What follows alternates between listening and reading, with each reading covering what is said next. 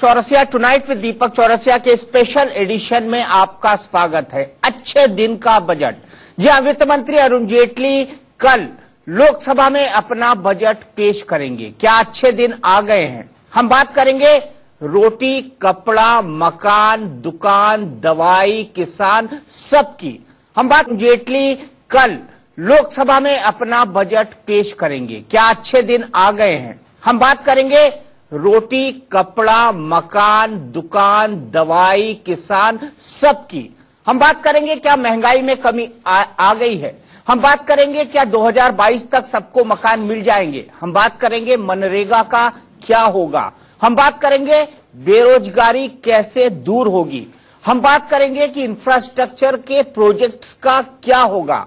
कई सारे मुद्दे हैं। आम जनता को क्या झकझोरता है? आम जनता को झकझोरती है महंगाई। आम जनता को झकझोरता है कि उसे 24 बिजली कैसे मिलेगी, उसे पीने का साफ पानी कैसे मिलेगा, स्वच्छता अभियान का क्या होगा? ये सवाल भी सबके मन में होता है। ट्रेनें, कल रेल बजट आ गया, ट्रेन की व्यवस्था कैसे सुधरेगी, उसे कंफर्म टिकट कैसे मिलेगा? कई सारे बुनियादी सवाल है। इन सवालों के जवाब देने की जरूरत है। इन सवालों के सही जवाब कैसे मिलेंगे? इन सवालों के जवाब मिलेंगे बातचीत करके, एक दूसरे से कम्युनिकेट करके। और उसी कम्युनिकेशन के मंच को हमने सजाया है। हमारे साथ तमाम खास लोग यहां पर मौजूद है जिनसे हम बात करेंगे।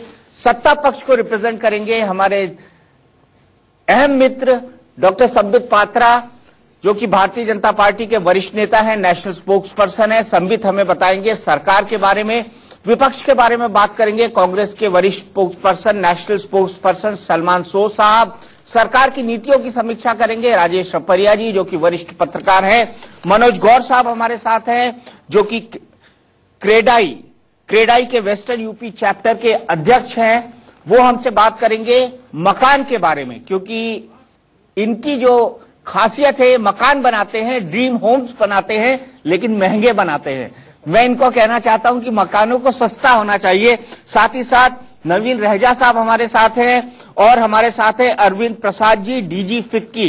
इसके साथ हमारे साथ एक्सपर्ट का एक बहुत लंबा पैनल मौजूद है। गोपाल कैडिया साहब हैं, चार्टेड अकाउंटेंट है। दिनेश वर्मा साहब हैं, वो टैक्स एक्सपर्ट हैं। लेफ्टिनेंट जनरल राज कादियान साहब हैं, वो हमको डिफेंस के बारे में बताएंगे। आकाश जिंदल साहब हैं, मार्केट एक्सपर्ट हैं, वो मार्केट के बारे में बताएंगे। रितु मुंदड़ा जी है, जो कि सोशल एक्टिविस्ट है, सोशल सेक्टर के बारे में बताएंगी। अरुणा मुकीम जी है, सोशल एक्टिविस्ट है, वो हमको बताएंगी मनरेगा के बारे में। महेश गुप्ता साहब है, सीएमडी है कैंट आरओ के, वो हमें बताएंगे उनके सेक्टर में क्या हो रहा है, क्योंकि पीने के पानी की सबको जरूरत है और वाटर प्यूरिफायर घर में हर इंसान लगाता है। राजेश अग्रवाल डेंटिस्ट है, वो हमको बताएंगे कि आप अपने दांतों की साफ सफाई के लिए क्या करें और जब अस्पताल जाते हैं उसका जो बिल आता है उस बिल से कैसे निपटे। डॉक्टर रवि मलिक है, जो ज्वाइंट सेक्रेटरी है इंडियन मेडिकल एसोसिएशन के, उनसे हम बात करेंगे और उनसे हम जानेंगे कि हॉस्पिटल के बिल से बचने के लिए कौन सी मेडिक्लेम की पॉलिसी कराई जाए, क्योंकि जितनी मेडिक्लेम की पॉलिसी आप कराते हैं वो हॉस्पिटल में जाके चकनाचूर हो जाती हैं, क्योंकि आपको क्लेम बहुत ही बिरले केसेस में मिलता है। कृष्णवीर चौधरी जी हैं, जो कि फार्मर लीडर हैं, और साथ ही साथ जाना माना चेहरा फार्मिंग कम्युनिटी के पीएम सिंह साहब हैं, जो कई लड़ाई लड़ रहे हैं गन्ना किसानों से लेकर भूमि अधिग्रहण तक। बातचीत का सिलसिला शुरू करते हैं। महंगाई पे सबसे पहले बात करते हैं, क्या महंगाई कम हो गई? क्योंकि जो इंडेक्स बताता है वो ये बताता है कि महंगाई की दर में गिरावट आई है। मैं सबसे पहले आपसे जानना चाहता हूं, आपको क्या महसूस होता है, क्या महंगाई कम हो गई?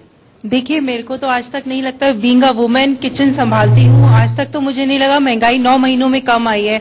हर दिन हर किसी नई चीज के रेट्स बढ़े हुए मिलते हैं। किचन में जाओ, कभी सब्जियों के रेट बढ़े हुए होते हैं, कभी दूध के रेट बढ़े हुए होते हैं। मतलब किसी चीज में 9 महीने में मैंने गिरावट नहीं देखी है। एजुकेशन बच्चों के लिए 2 चीजों से महिलाओं को सबसे ज्यादा लड़ना पड़ता है। फर्स्ट है किचन और बच्चों की एजुकेशन। वही अगर महिलाएं अपने बच्चों को अच्छी तरह नहीं दे पाएंगी तो ऐसी सरकार का क्या फायदा, जो रोज महंगाई बढ़ती जाए, कहीं महंगाई नीचे आने का नाम नहीं ले रही है। 9 महीने। ठीक है, आप बताइए सर। दीपक जी, बहन जी जो किचन की बात कर रही है, जरा इनसे यही पूछ लो आमदनी कितनी है परिवार में। किचन में दाल, चावल, चीनी, आटा, वो सब चीजें हैं जिनकी मार्केट रेटों पर किसानों की फसलों के रेट निर्भर करते हैं। आज किसान की मूंजी का क्या हाल है? चीनी महंगी ना होने से गन्ने का पेमेंट किसानों को नहीं मिल पा रहा है, 2 साल से गन्ने का रेट नहीं बढ़ रहा है। और इसके लिए मैं आपको धन्यवाद देता हूं, आज आपने किसानों को यहां बुलाया। आप हमेशा सारी मीडिया के लोग किचन की बात करते हैं, जो किसान छोल कर रहे हैं, गन्ना बो रहे हैं, उनकी लागत का भी हिसाब देखिए आप। गेहूं का रेट है वो 50 रुपए बढ़ रहा है कई साल से। आज 68 साल में कृषि मूल्य किसान को उनका मूल्य नहीं मिल रहा है। फार्मर्स की बात हम उठाएंगे, संबित से वो भी पूछेंगे। एक रिएक्शन आकाश जिंदल का। आकाश, आप कुछ कहना चाह रहे हैं महंगाई पे? मेरा प्रश्न और रिएक्शन और मेरे अच्छे मित्र संबित पात्रा से है। संबित भाई, जब आपकी सरकार आई थी, आपके साथ ही इंडिया न्यूज और तमाम चैनल पे शो होते थे, अच्छे दिन आएंगे, महंगाई दूर जाएगी। उसमें भगवान आप पे और हम सब पे मेहरबान रहे। ब्रेंट क्रूड $115 पर बैरल चल रहा था, आपके ज्वाइन करने के कुछ दिन बाद $46 पर बैरल आ गया। आपने जनता को उसका फायदा बहुत कम लेने दिया, रादर बार बार, अगर मैं गलत नहीं हूं तो एक्साइज बढ़ाया। अब इसकी वजह से इन्फ्लेशन अभी तक डाउन नहीं हुई। आप भी जानते, मैं भी जानता हूं, दीपक भाई ने जो बात की है, -0.39 WPI, एक्चुअल हाउसवाइफ के लिए उसका कोई इंपैक्ट नहीं है। खाने पीने का सामान महंगा है, हेल्थ महंगी है, एजुकेशन महंगी है। तो महंगाई में जो है, जो एक्साइज ना बढ़ाना उसके ऊपर महंगाई को कम कर सकता था, लेकिन एक्साइज बढ़ाए गए और डीजल के ऊपर तो सब कुछ करते हैं, तो महंगाई जो है अभी भी CPI हाई बनी हुई है। और महंगाई कम हुई होती, रेट ऑफ इंटरेस्ट कम हो गए होते, मेरे अच्छे दोस्त नवीन रहेजा साहब ने 5000 फ्लैट और बना के बेच दिए होते, और ये अगर 5000 फ्लैट और बेचते, पूरी की पूरी इकोनॉमी, स्टील जो है बनाने वाले, सीमेंट बनाने वाले, ट्रकर्स, मजदूर, कितने लोगों को जो है फायदा होता। मनोज गौड़ के साथ पूरे आंकड़े हैं। तो आप ये बताएं, एक्साइज बढ़ाने की उस समय क्या जरूरत थी? बार बार पहले हमेशा सरकारें कहती थी कि अब क्रूड ऑयल महंगा हो गया, हम क्या करें। अब तो भगवान की दया से क्रूड ऑयल जो है कम हो गया था, कम से कम वो बेनिफिट तो आप हमें लेने देते। ठीक है आकाश जी। संबित, देखिए, जहां तक स्पेसिफिक विषय है एक्साइज का, उसका जवाब दे दूं पहले कि जहां तक एक्साइज का विषय का है, इसमें कोई दो मत नहीं है कि 2 बार एक्साइज बढ़ाया गया, मगर यह भी इसमें कोई दो मत नहीं है कि उसका इफेक्ट जनता तक नहीं गया, अर्थात जनता को अपने जेब से उसका पैसा नहीं, मतलब आप मानते हैं कि कंपनीज को बियर करना नहीं हुई, वो कंपनीज नहीं, वो वहां नहीं, मैं एक्साइज का स्पेसिफिक उत्तर दे रहा हूं, वो कंपनीज को बियर करना पड़ा है।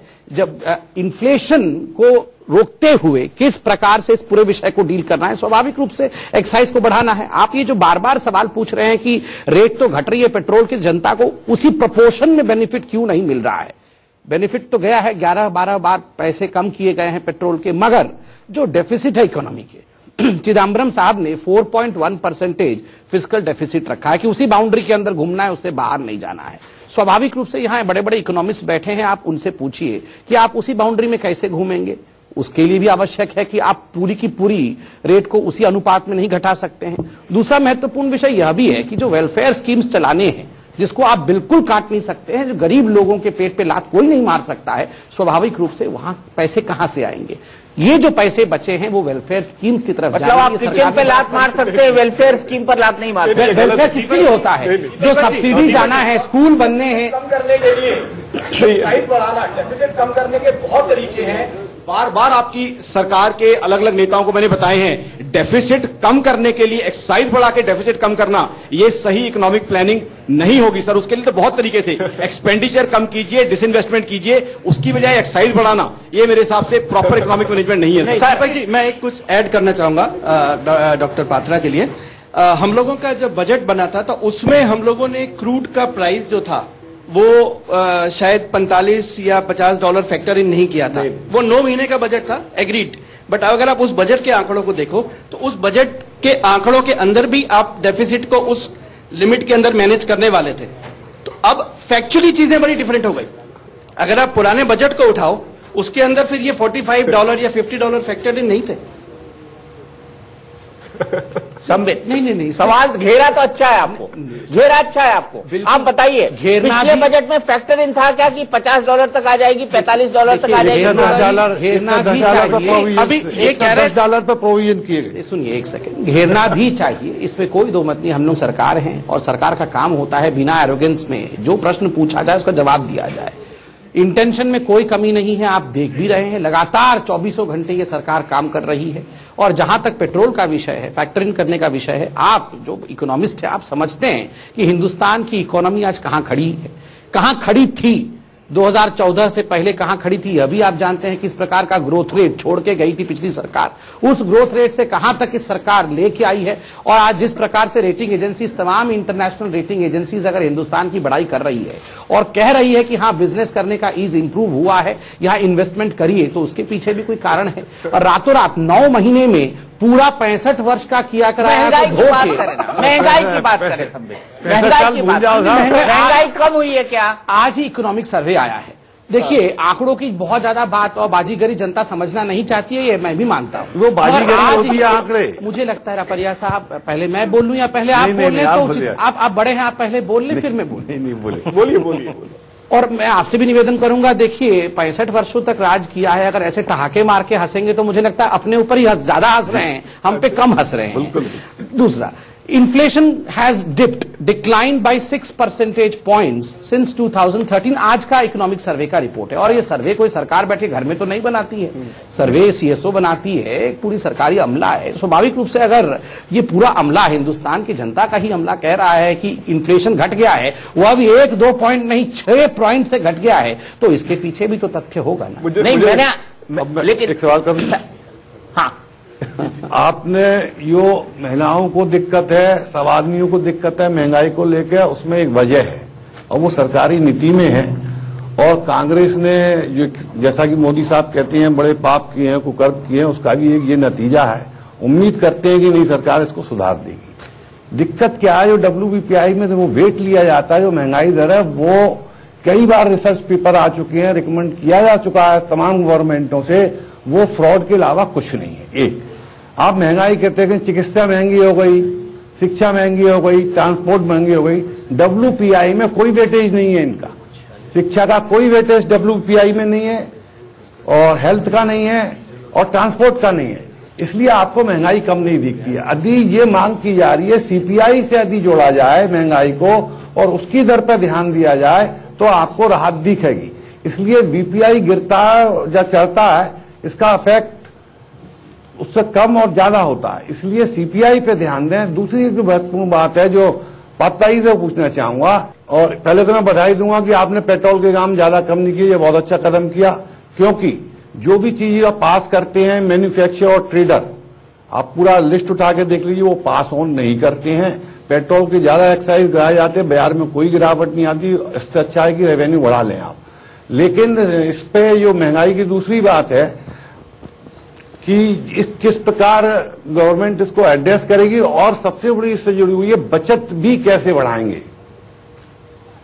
देखिए इसमें कोई दो मत नहीं है कि बचत कैसे बढ़ाएंगे। आज मिडिल क्लास को या किसी भी क्लास को how much amount they have in their hand to save to spend, ये एक बहुत बड़ा विषय है। और कोई भी बजट को प्रिएम्प्ट नहीं कर सकता है। कल थोड़ा इंतजार करना पड़ेगा, थोड़े समय के बाद वो फॉर्मूला हम देखेंगे किस प्रकार अरुण जेटली जी देंगे कि गरीबों के हाथ में, मिडिल क्लास के हाथ में, न्यू जो मिडिल क्लास है उसके हाथ में किस प्रकार से बचत ज्यादा बचे। मुझे लगता है जिस प्रकार से रेपो कट भी RBI ने किया है, कहीं ना कहीं एक स्वायत्त एजेंसी होने के नाते RBI ने भी इस सरकार के काम करने के तरीके पर ठप्पा ही लगाया है। क्योंकि रेपो कट तभी होता है जब सरकार के पॉलिसी से RBI सहमत होती है कि उचित डायरेक्शन में सरकार बढ़ रही है।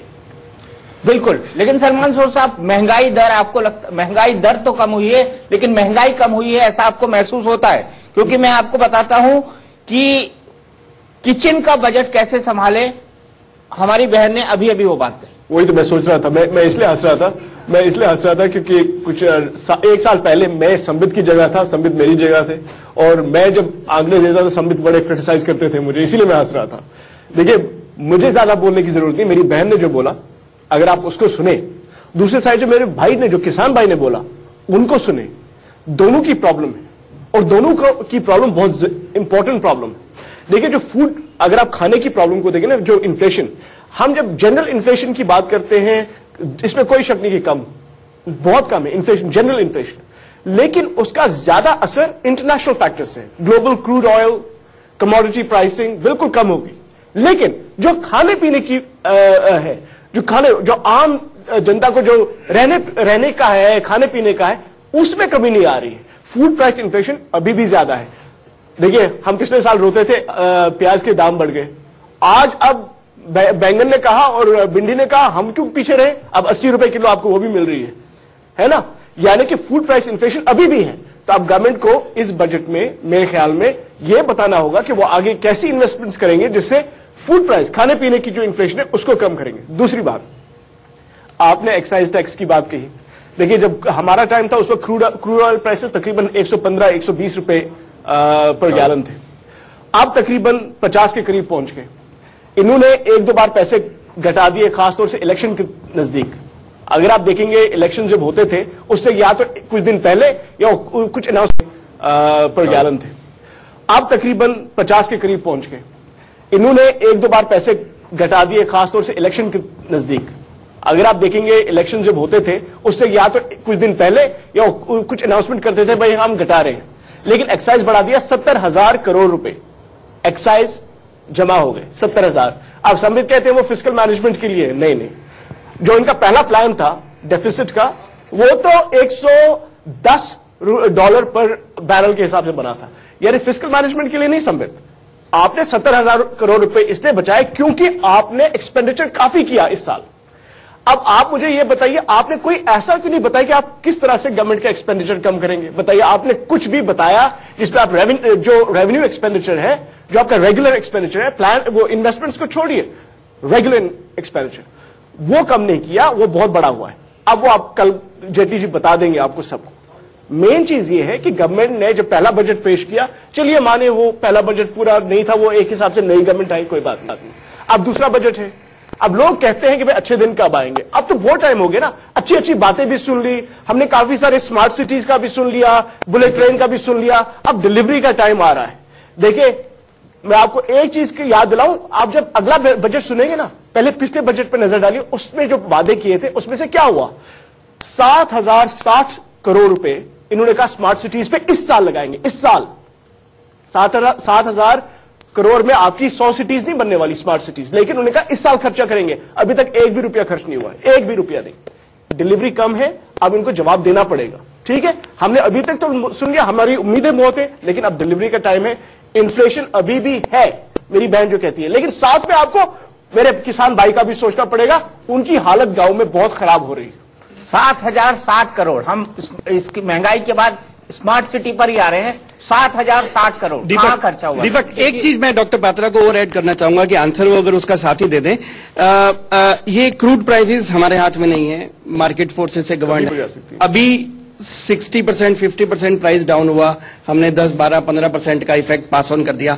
कल अगर ये प्राइसेस फिर से बढ़ गए तो क्या उसके लिए फिर कोई कंटिजेंसी प्लान हम साथ के साथ रख रहे हैं? क्योंकि ये प्राइस तो बढ़ेंगे। आप देखिए 45 से 60 के ऊपर फिर पहुंच गया है।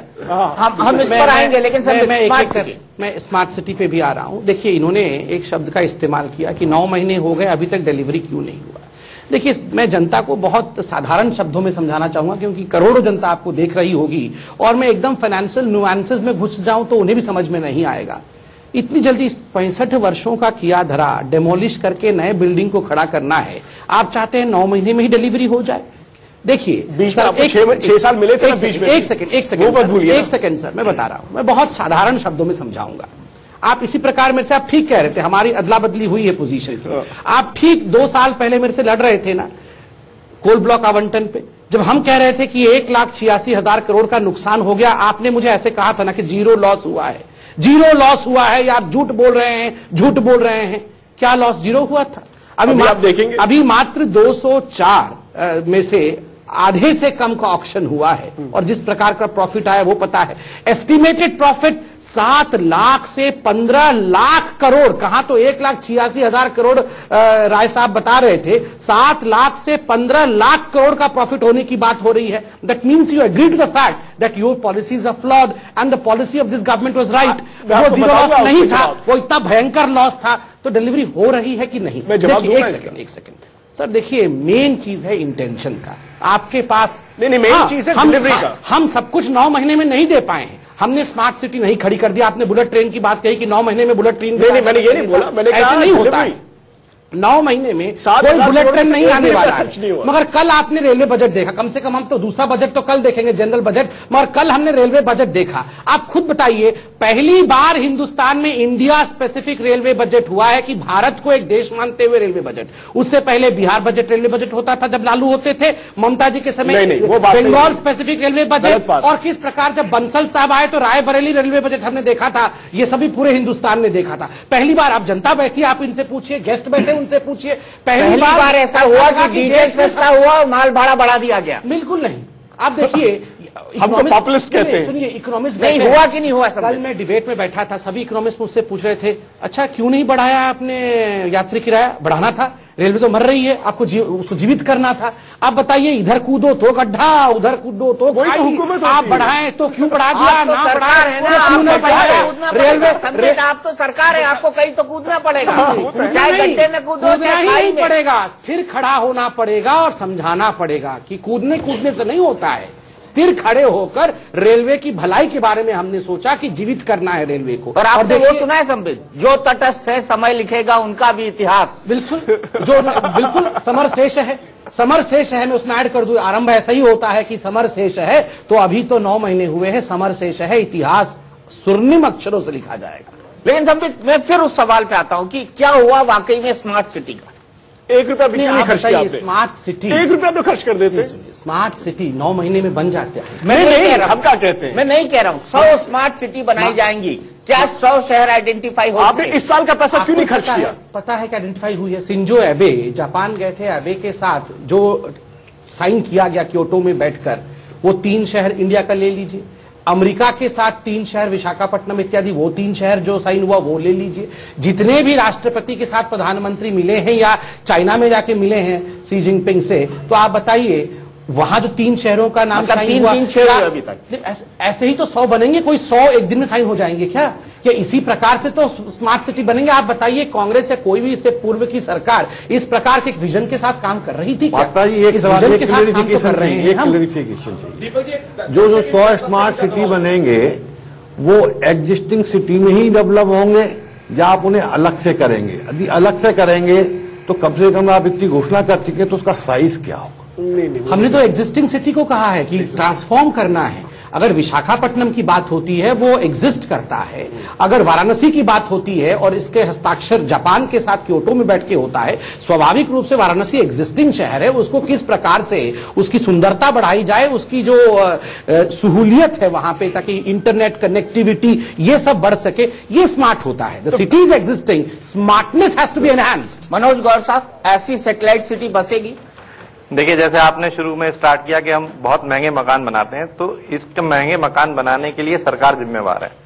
आज अगर आप अपनी पॉलिसीज ठीक करें, टैक्सेशन ठीक करें, इसको इंफ्रास्ट्रक्चर का इसको दर्जा दें, सिंगल विंडो क्लियरेंस करें, तो कम से कम 30 से 40% कॉस्ट उसी टाइम घट जाए। हमें कम से कम 40 से 45 अप्रूवल्स लेने पड़ते हैं।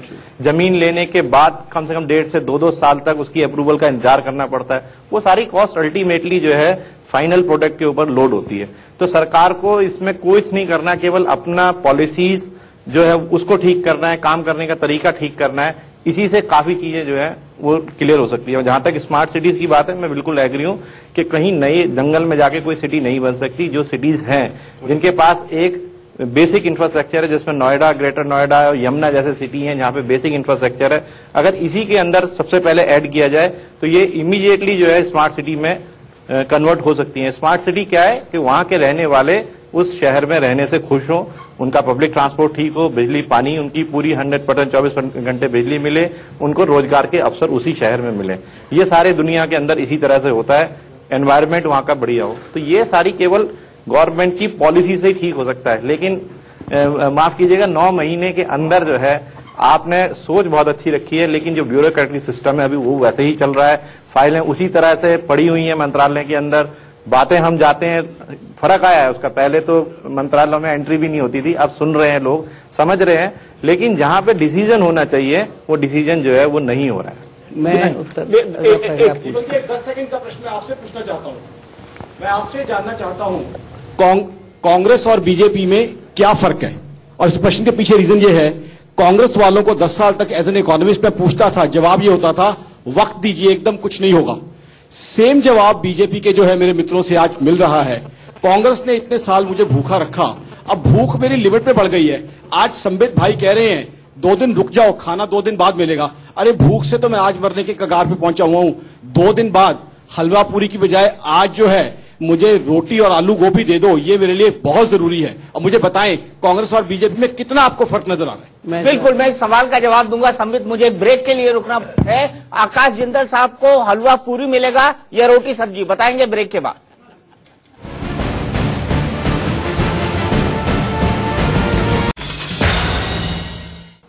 तो टुनाइट विद दीपक चौरसिया के स्पेशल एडिशन में आपका एक बार फिर से स्वागत है। हम बात कर रहे थे, आकाश जिंदल जी ने सवाल पूछा था कि मैं हलवा पूरी का इंतजार करूं या रोटी सब्जी खाऊं। देखिए आकाश जिंदल जी, सत्ता के अंदर एक चरित्र होता है और सत्ता के अंदर चरित्र वो होता है कि पॉलिटिकल पार्टियां अपना रूप चेंज कर लेती है। जैसे सत्ता मिलती है वैसे पॉलिटिकल पार्टीज का रंग बदलने लगता है। चाहे वो कांग्रेस हो या बीजेपी हो, सत्ता में आने के बाद वो परिवर्तित हो जाती है। मैं तो इससे सहमत नहीं हूं। नहीं, मैं इसका जवाब थोड़ा सा हल्के में अगर बिल्कुल 50 सेकंड आपके बाद। तो मैं आपको ये कहना चाहता हूं कि आप हलवा पूरी का इंतजार कीजिए, रोटी सब्जी मत खाइए, चने खाइए, उससे आपकी भी सेहत बनी रहेगी और सरकार भी खुश रहेगी, इसलिए क्योंकि हलवा पूरी का इंतजार वो आपको कराती रहेगी। 50 सेकंड में मैं भी जरा हलवा पूरी का।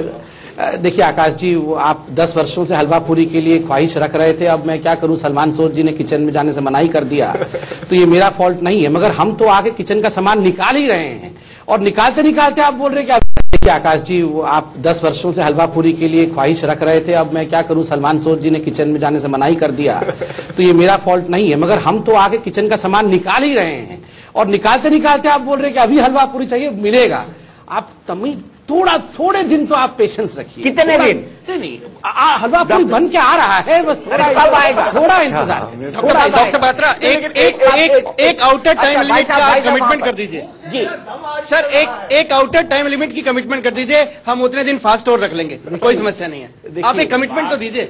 मैं ऐसा कमिटमेंट कर देता हूं सर। अगले बजट में आकाश जिंदल जी, ये बात हलवा पूरी की कर रहे हैं, कम से कम उसकी भी देख लीजिए कि कपास, गन्ना और धान के किसानों की क्या दुर्गति हो रही है। यहां महंगाई की बात कर रहे हैं तो सरकार के सामने वो सबसे बड़ा अहम मुद्दा आज है और सरकार को सोचना पड़ेगा जिस तरीके से किसान आज बुरी तरह हालात परिस्थितियों में है। और संबित पात्रा जी, मेरा आपसे एक सवाल भी है कि जो इलेक्शन मैनिफेस्टो में एक वायदा किया था कि हम नेशनल फार्मर कमीशन की रिपोर्ट जो यूपीए सरकार ने 2007 से लेकर 2014 तक रद्दी की टोकरी में फेंक रखी थी, उसको मैं उम्मीद करता हूं कि वो लागू करेंगे और 50% अगर एकदम नहीं कर सकते तो 10% प्रतिवर्ष कर सकते हैं। और इसी के साथ जो सीएसीपी का कार्यशैली है वो बहुत गलत है, उसमें सरकार को तत्काल आर्थिक नीतियों के तरीका उसी में अपनाया जाता है, आर्थिक पॉलिसी, उसमें अमेंडमेंट की जरूरत है। नहीं, जरूर तो इसमें कोई, देखिए गरीबों की सरकार है। खुद मोदी जी ने अपने पहले भाषण में पार्लियामेंट में कहा है कि ये गरीबों की सरकार है, ये किसानों की सरकार है। और देखिए एमएसएम के विषय में जब हम मिनिमम सपोर्ट प्राइस की बात करते हैं, एमएसपी की बात करते हैं और महंगाई की बात करते हैं, तो स्वाभाविक रूप से दोनों के सामंजस्य को देखते हुए, जैसे आपने कहा कि वर्ष दर वर्ष इसको धीरे धीरे इंस्टॉलमेंट्स में इसको अगर हम लाते हैं तो वो उचित रहेगा और मुझे लगता है सरकार जरूर इस पे काम करेगी। कल का भी हम इंतजार करेंगे। लेकिन क्या कहते हैं इसमें मैं थोड़ा जवाब दे दूं जरा आपको इसके ऊपर। अच्छा, दे दीजिए। पहली चीज तो ये है, महंगाई का जो मुद्दा है और मिनिमम सपोर्ट प्राइस दोनों एक दूसरे के साथ चलते हैं, दे आर इंटरलिंक्ड। जहां तक सवाल उठता है कि सरकार को कोई रॉकेट साइंस नहीं चाहिए, हमारा धान, मोदी जी ने कहा था कि मिनिमम सपोर्ट प्राइस जो होगी 50% आपको फालतू मिलेगा। पिछली बार जो किसान धान लगाता है 11-21 सबसे ज्यादा बासमती का राइस बिकता है पूरे हिंदुस्तान में, वो वैरायटी बहुत ज्यादा है, पूरे प्रदेशों में है। उसका रेट था 4200 रुपए क्विंटल से लेकर 4800 रुपए क्विंटल इस साल। और उस समय चावल का रेट था, जो आपकी बात है, चावल का रेट था 80 रुपए 90 रुपए किलो, क्योंकि सबको जिनको नहीं मालूम है 1.5 किलो पैडी का, धान का 1 किलो चावल बनता है, उस आधार पे था। अब इस साल क्या हुआ, हमने उम्मीद की थी, मोदी जी ने कहा 50% फालतू मिलेगा, स्वामीनाथन कमीशन लागू होगी, कितना मिला? 1800 रुपए क्विंटल से लेके 2400 रुपए क्विंटल कोई खरीदने को तैयार नहीं था, नंबर 1। और चावल कितने का बिक रहा है? 80 से लेके 90 रुपए तक का। मतलब क्या है? आपकी हैंडलिंग में दिक्कत है, होर्डर्स पैसा कमा रहे हैं, आपके व्यापारी पैसा कमा रहे हैं। शायद हो सकता है इलेक्शन में जो फंडिंग हुई है वो रिटर्न बैक पॉलिसी होगी, पर किसान पिट रहा है, किचन वाले पिट रहे हैं। आज जो जितने हमारी बहनें बोल रही हैं, इनका आधार बड़ा सीधा है।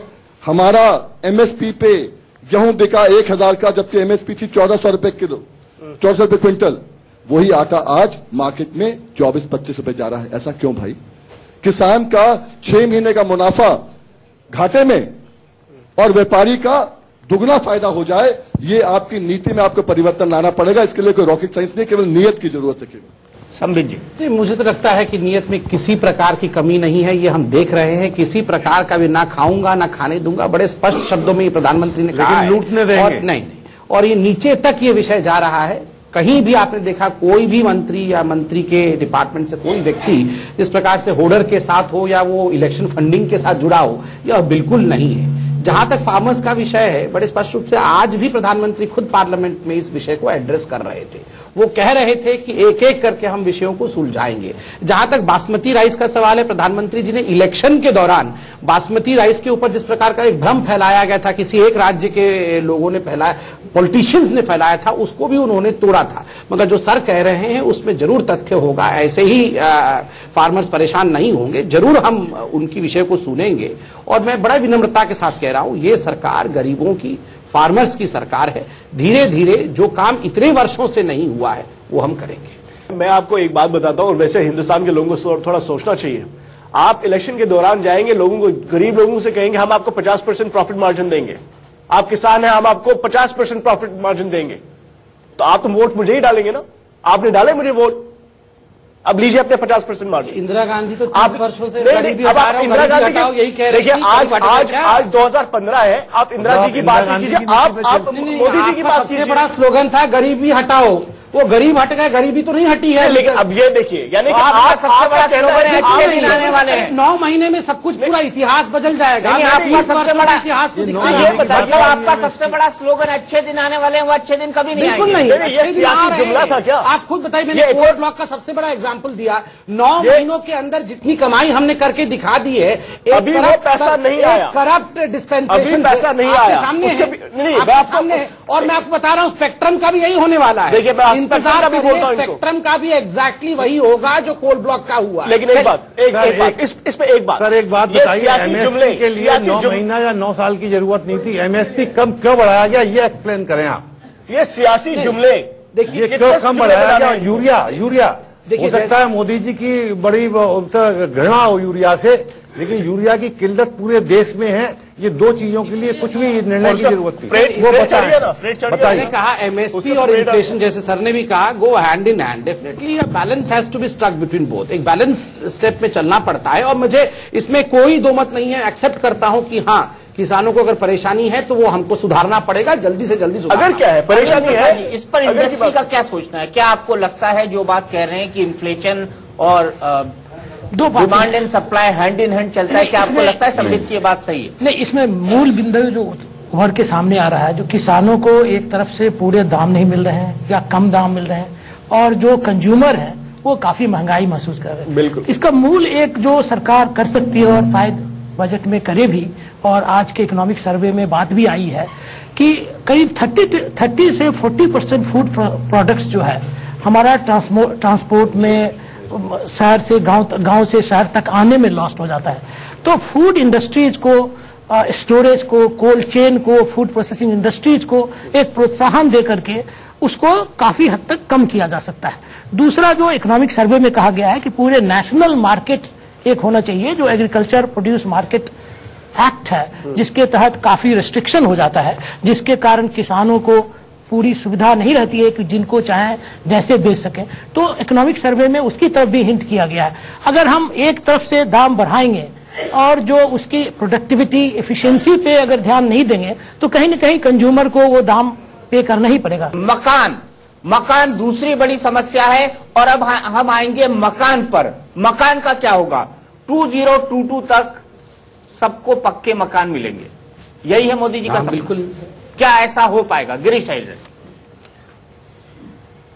किया जा सकता है अगर सरकार कल के बजट में, क्योंकि ये पहला बजट होगा, थोड़ा सा हैंड होल्डिंग करे और इसमें पॉजिटिव तरीके से सिर्फ तीन चीजें करनी है इसमें।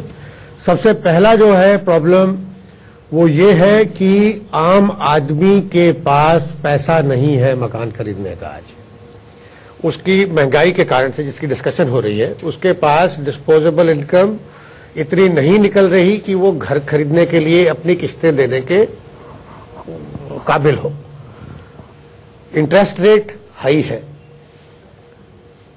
अगर आप इंटरेस्ट रेट को किसी भी तरीके से कम कर दें और 6 या 7% पे ले आए, ताकि वो एक बहुत बड़ी सेगमेंट जो नहीं खरीद पा रही है घर, वो घर खरीदने के लिए कैपेबिलिटी ले लेगी।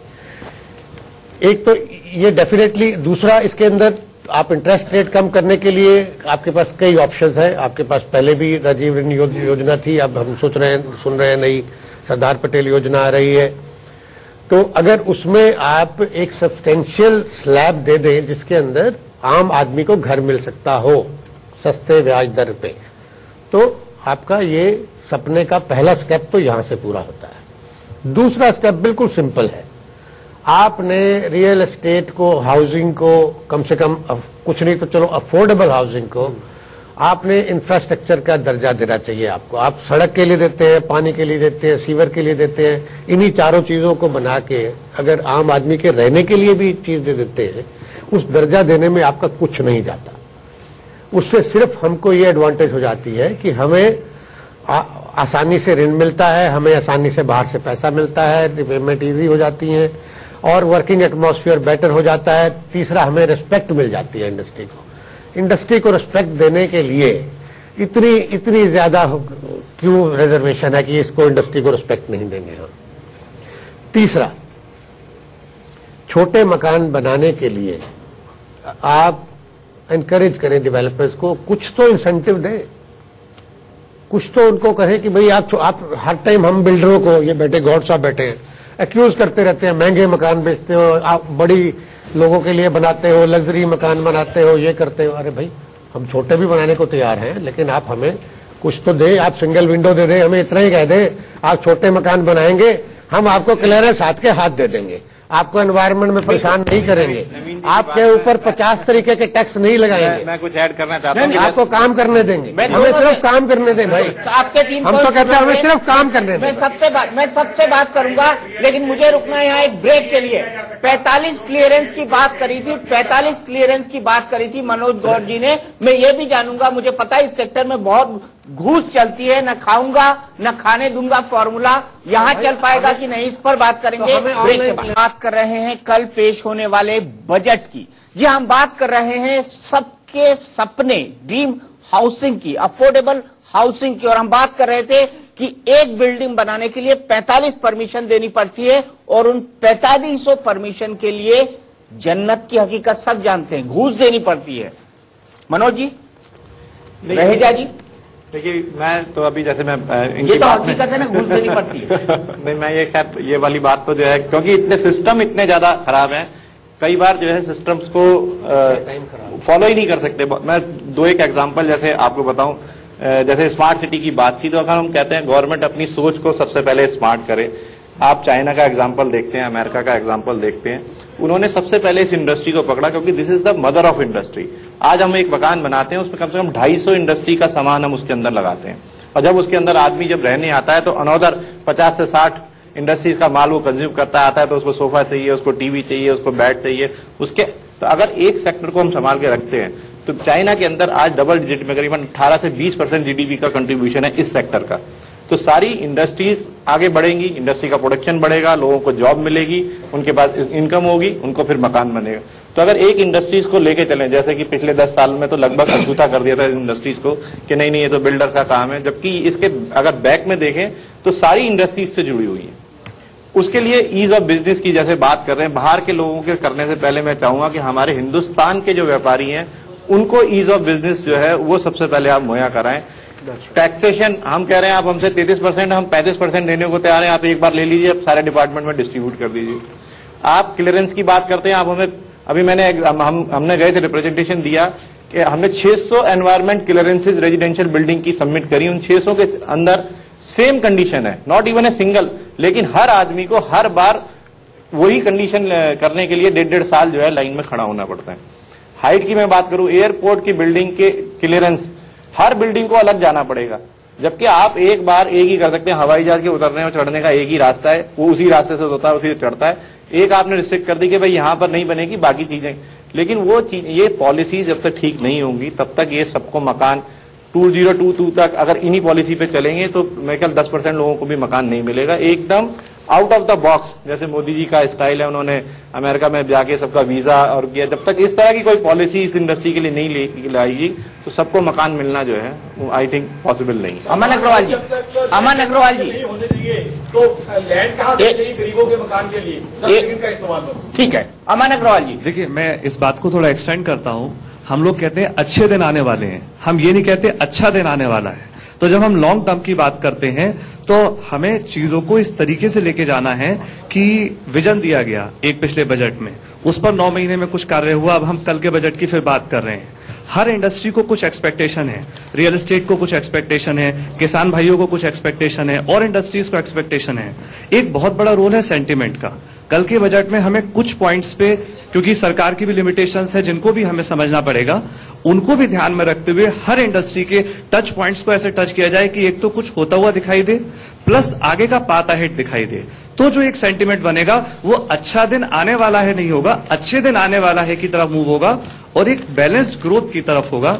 ये एक मेरा विचार है जो मैं व्यक्त करना चाहूंगा। ठीक है, लेकिन डॉक्टर संबित पात्रा, यहां पर मूल सवाल है, अफोर्डेबल हाउसिंग की परिभाषा क्या होगी?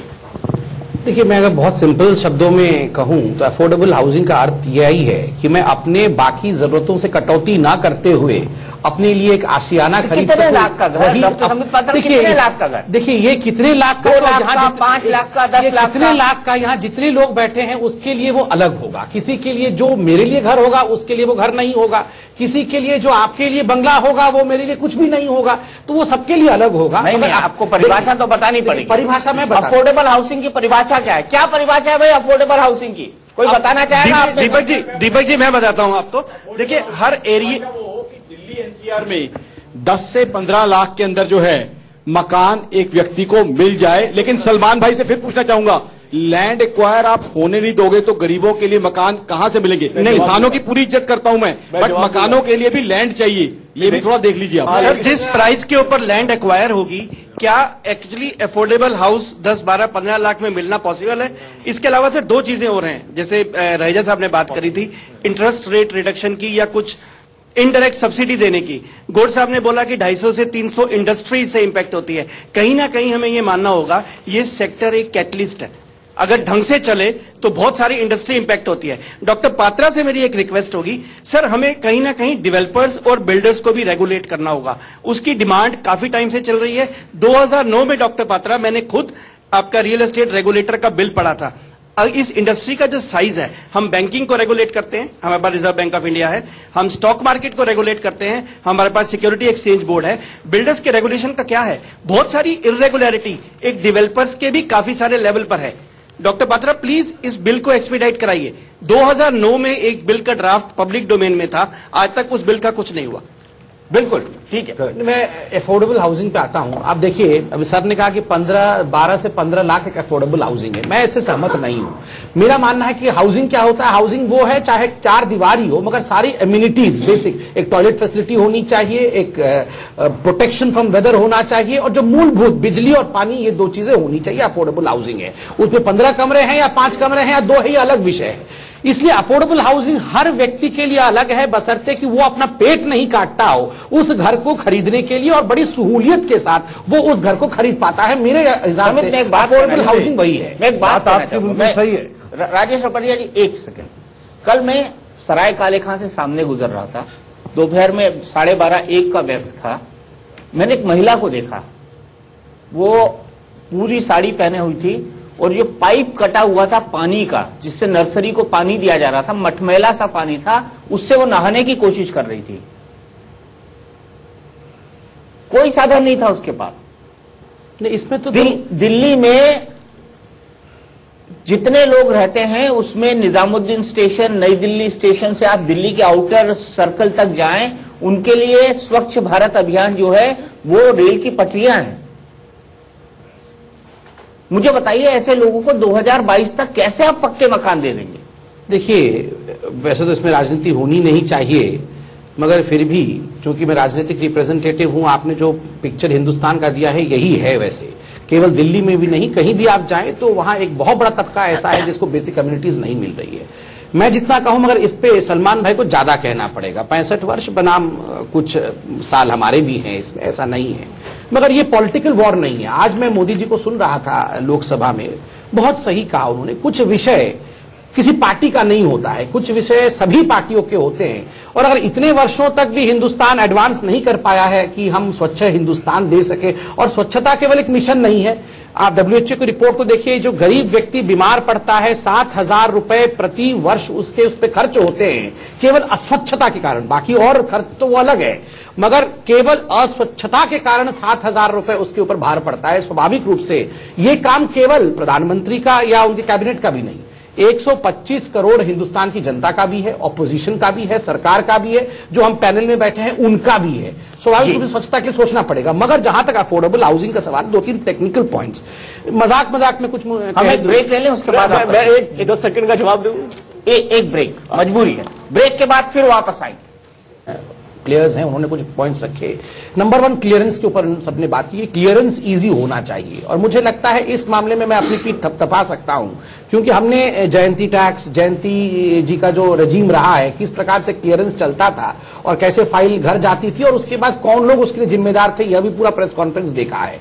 और किस प्रकार से सिंगल विंडो क्लियरेंस की ओर ये सरकार बढ़ रही है, ई गवर्नेंस में जा रही है। और हमने देखा है बड़े से बड़े जो प्रोजेक्ट स्टॉल थे, एनवायरमेंट मिनिस्ट्री ने क्लियर किया है। मुझे लगता है आपको पूछना भी चाहिए सर से कि वाकई ऐसा है कि नहीं, क्योंकि मैं तो नहीं जानता इनके केस में, मगर मैं कह सकता हूं कि बहुत स्पष्ट रूप से क्लियरेंस मिल रहा है। दूसरा, मैं बड़ी विनम्रता के साथ, देखिए कल भी अरुण जेटली जी ने राज्यसभा में, लोकसभा में बल्कि, और आज भी प्रधानमंत्री जी ने कहा, और मैं सलमान भाई को इस डिबेट में कहना चाहता हूं, आप जिस प्रकार से एक पॉलिटिकल कनोटेशन देना चाहते थे लैंड एक्विजिशन बिल को, आप बताइए रूरल हाउसिंग की बात हो रही है। रूरल हाउसिंग में अगर लैंड एक्वायर नहीं होगा, उसमें खामियां कई हो सकती है। आज प्रधानमंत्री ने खुद आश्वासित किया है कि आपको अगर लगता है कि एक भी पॉइंट ऐसा है जो एंटी फार्मर है, आप बताइए, मैं ठीक करूंगा। खुद प्रधानमंत्री ने आश्वासित किया है। मगर आप उसको एक पॉलिटिकल परसेप्शन का बैटल बना रहे हैं। तो 2022 तक हर किसी को घर देना है, तो आप भी तो कुछ मानिए। इस प्रकार का पॉलिटिक्स छोड़कर आप मानिए कि land acquisition bill is a very good act and you stand by us, which we did previously with you. वो आपको भी करना चाहिए। सलमान सोच, आप क्यों अड़े हुए हैं कि भूमि अधिग्रहण का जो नया कानून है वो नहीं पास होना चाहिए? देखिए, 1894 से जो कानून था अंग्रेजों के टाइम से, तब से लेकर आज तक गरीबों ने बाकियों को सब्सिडाइज किया, उनकी जमीनें छीनी गई। बार बार ऐसा हुआ, उनको मार्केट जो रेट मिलता था वो, अगर आपको मैं बताऊं, आप सर्कल रेट ले लीजिए, अपनी जमीन बेच दीजिए, आप बेचेंगे क्या? हमारे एक भाई ने कहा कि भाई आप क्यों नहीं घर बनने दे रहे? ऐसी बात नहीं है, हम तो चाहते हैं कि घर बने, लेकिन किसी का घर उजाड़ के दूसरे का घर बसाना, यह हिंदुस्तान में नहीं होगा, यह नहीं हो सकता। हमने ये कानून जब बनाया, बीजेपी के दोस्त हमारे बहन भाई साथ थे, हर किसी ने वोट दिया। अरुण जेटली जी ने वोट दिया, सुषमा स्वराज जी ने वोट दिया, जो सुमित्रा महाजन ने स्पीकर, सिलेक्ट कमेटी जो पार्लियामेंट में बनी, इसको अच्छी तरह से बारीकी से देखने के लिए, वो चेयरवुमन थी उस कमेटी की। उनकी कमेटी के रिकमेंडेशंस के बाद इस कानून को, जो 100 साल से भी ज्यादा पुराना था, उसको लागू किया गया। अब मुझे बताइए 8-9 महीने में क्या हो गया इतना तूफान कि आप, एक सेकंड, दूसरी बात, सरकार के पास हर स्टेट में जमीन ही जमीन है, सरकार के कब्जे में, आपको एक्विजिशन करने की जरूरत नहीं, आप उसको पहले इस्तेमाल कीजिए, फिर आप कहीं आगे चलिए। आप किसानों के पीछे क्यों पड़ गए? आप गरीब लोगों के पीछे क्यों पड़ गए? अब अच्छा, फिर ये कहते हैं नेशनल इंटरेस्ट की बात। आपको लगता है कि कहीं भी जैसे डिफेंस की बात होती है, अरुणाचल प्रदेश में कहीं पे आपको जमीन चाहिए, चाइना आगे बढ़ रहा है, आपको लगता है कि हमारे लोग नेशनल इंटरेस्ट में जमीन नहीं देंगे क्या? जरूर देंगे। बस ये है कि आप उनसे कंसेंट लीजिए।